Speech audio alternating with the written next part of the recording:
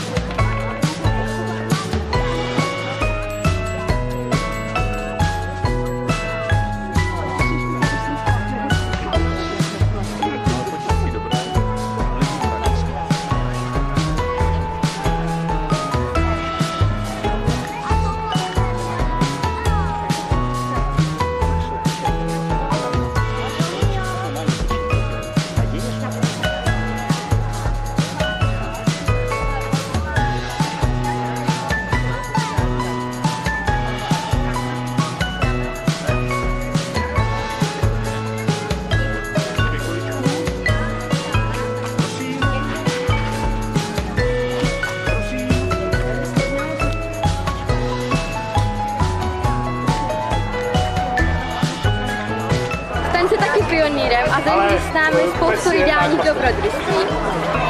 Tak čau!